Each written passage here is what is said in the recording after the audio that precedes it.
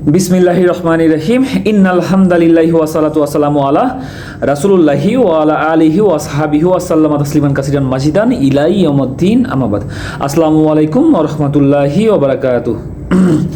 আল্লাহ তাআলা সূরা বাকারার 199 নম্বর আয়াতে বলতেছেন, অতঃপর তোমরা প্রত্যাবর্তন করো যেখান থেকে মানুষেরা প্রত্যাবর্তন করে এবং আল্লাহর কাছে ক্ষমা চাও, নিশ্চয়ই আল্লাহ ক্ষমাশীল পরম দয়ালু।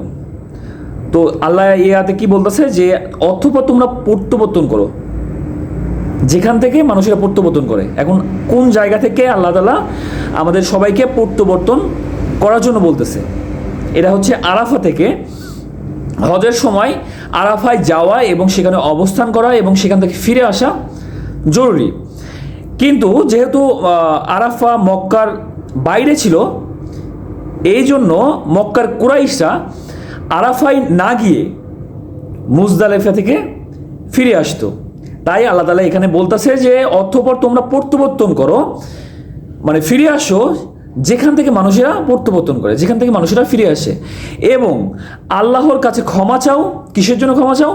কারণ তোমরা আল্লাহর নিয়ম ভঙ্গ করেছো, তোমরা মুজদালিফা থেকে ফিরে আসছো, তোমরা আরাফায় যাওনি, আরাফায় অবস্থান করো নাই এবং আরাফা থেকে ফিরে আসো নাই। এ কারণে তোমরা আল্লাহর কাছে ক্ষমা চাও, নিশ্চয়ই আল্লাহ ক্ষমাশীল পরম দয়ালু। সবাইকে বোঝার মতো তৌফিক দান করুক এবং আল্লাহ রাসূলের মাধ্যমে যা কিছু পাঠিয়েছে তা গ্রহণ করা এবং তার উপরে আমল করা তৌফিক দান করুক। সবাই 5 ওয়াক্ত নামাজ পড়বেন। আল্লাহ হাফেজ।